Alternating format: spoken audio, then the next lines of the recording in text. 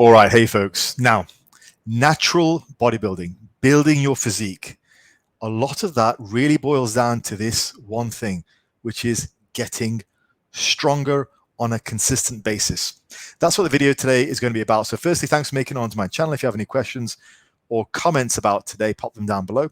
And if you'd like to work with me on your own strength physique goals, getting to where you want to be, then there's a link in the description.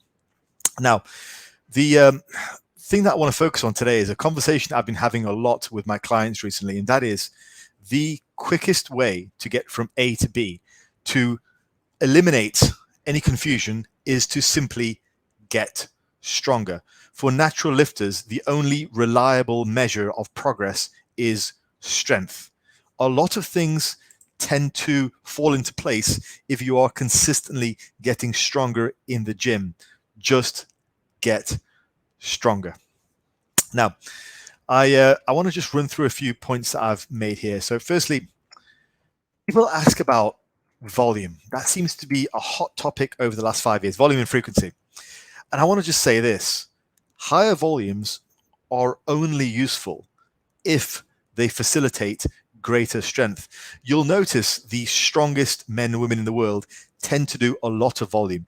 Not one of them does a minimalistic routine, not one. Athletes do high volume routines. Now, it's not because there's anything magical about the volume in itself. It's because it facilitates greater and greater strength. Getting stronger is still the bottom line. If your training isn't going nowhere and you're doing, say, 3 sets for your chest a week, if you increase that to the range of about 10 to 20, you're probably going to carry on growing, all right? So just get stronger works every time. All the rest of the details, like your volume, your frequency, your intensity, whether you train to failure or not, are only there to facilitate that one thing, which is for you to get stronger, because getting stronger is the only reliable measure that you have grown, right? So high volumes, sure, but bear in mind the end goal is to get stronger. There's no point doing a bunch of volume and your training is not going anywhere, because then your physique won't go anywhere either. So again, simplify, just get stronger. If the volume facilitates that, great. If it doesn't, throw it out. Next thing is, I'm not asking you guys to be like a minimalistic powerlifter. I'm not asking you guys to do a bare basic strength routine. Minimalism sucks for 2 reasons. One, as I've already pointed out, the strongest people are not doing that. Now, and I just don't have my own experience to go on. I have the experience of many, many clients that I've trained over the years. Less and less minimalistic type of work usually results in less strength. It generally results in, here's the sort of the life cycle of somebody who does minimalistic training. They tend to get decent results within the first couple of months because they're peaking their strength from what they did previously, which was the higher volume. They don't understand that the minimalistic routines are just a temporary increase of strength. So they get some strength gains for a little while, they peak some strength, and maybe to recover some lost strength, maybe their joints heal a little bit and they feel a bit better because whatever they were doing before sucked, but now this sucks even more. So they think it's the best thing ever. And then they eventually fall into this life cycle where they never really make much progress.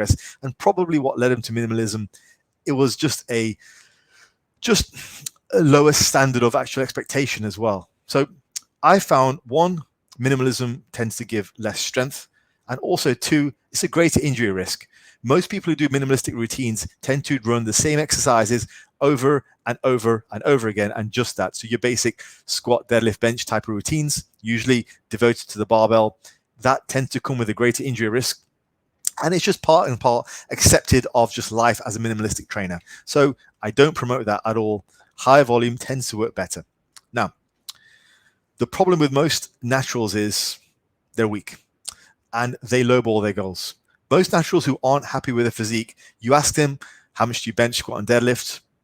And it ends up being not much. You're not going to meet a natural guy who's of a decent body weight, who, say, squats 4 plates aside, deadlifts 5 plates aside, and benches 3 plates aside, who's going to be small. They just don't come across that often, or at all, not that I've ever met. Most naturals tend to just be weak if they're not happy with their physique. That's what it boils down to. You get a guy who's consistently benching 100 kilos or 2 plates aside, you build him up to the point where he's benching 3 plates aside. Every single time I've done that, they tend to be a lot happier. And the other problem is with most naturals is they lowball their goals. Now, they might not do it consciously, but if you suggest to them, okay, look, dude, now you're training with me. You've been benching 100 kilos for whatever sets of 2, 3, 5. Now we're going to work up to the point where you're benching 140. They go, whoa.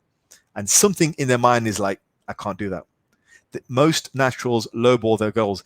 I was lucky when I first started. I didn't really have that. In my mind, I wanted to do a 3-plate bench, 4-plate squat, 5-plate deadlift, and those were my lifetime goals, which I wanted to achieve within 3 years. And I believed I'm an able man. I could achieve those goals, and I did. And I was far happier with my physique when I achieved those goals. Most guys don't really believe that they can do the 3-plate side bench, 4-plate side squat, 5-plate side deadlift. I did a video on strength standards a while back, and I had a bunch of little guys in the comments all saying, hey, this is unreasonable. You should do it based on body weight. Why should I do it based on body weight? Aren't you trying to get bigger? It's like, oh, no, I'm a 55 kilo guy. I'm 5'2". We should do it by a percentage of body weight. Why should we do it by a percentage of body weight? Aren't you trying to get bigger? Isn't that the point that you're in the gym? You're trying to get bigger. You're trying to get stronger. What is all this nonsense about doing it by a percentage of body weight? It doesn't matter. You're supposed to be getting bigger. That's the point of being in the gym. Otherwise, why are you training? And if you don't want to be that strong, fine, go watch another video. But the whole point about these strength standards is so that you have something to aim for. So you do get bigger, you do get more muscular because that's what you're training for. So I don't want to hear any of that kind of nonsense. That's rubbish. We should be highballing our goals. We should be looking at getting stronger. And a 3-plate bench, a 4-plate squat, a 5-plate deadlift should be the minimum entry point for being advanced, not the maximum that we ever think is unachievable. So that's another big problem. It's a frustration of mine. Stop lowballing your goals. You're capable of doing more. So I don't want you to be a powerlifter, but you do have to commit to getting stronger. It's not about just turning into a powerlifter overnight. The amount of times I've asked somebody, look, a prospective trainee, how much do you bench? And they've replied with, well, Faz, I'm not a powerlifter. Like I made a video on that, one of my first videos on the channel. And it's always the calling card of somebody who's just weak and doesn't want to get stronger. But that's generally the calling card of somebody who's unhappy with their physique. Just get stronger. It works. So what do we do? So what exactly do we do? Firstly, raise your standards. Raise your standards. 3-plate bench, 4-plate squat, 5-plate deadlift should be the minimum entry-level points for a able-bodied man.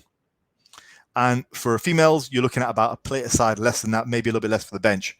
Loosely, those goals, okay? And I don't really want to entertain any questions about should they be for reps or singles. Just get in that ballpark, and I promise you, you'll be a lot happier with your physique than you are now. So raise your standards. Next thing is use every advantage that you've got. As a natural lifter, you're going to need to do things which might not reflect traditional bodybuilding. Like you may need to employ some single repetition work. I'm not saying that's the bulk of your training, but maybe 5 to 10% of your training is single rep work across the week. Okay, maybe another 5 to 10% is super high rep work, like burnouts on, I don't know, inverted rows, burnouts on push-ups and dips, burnouts on bodyweight squats or walking lunges. As well as then the bulk of your training should be that traditional bodybuilder training in the 5 to 15 rep range.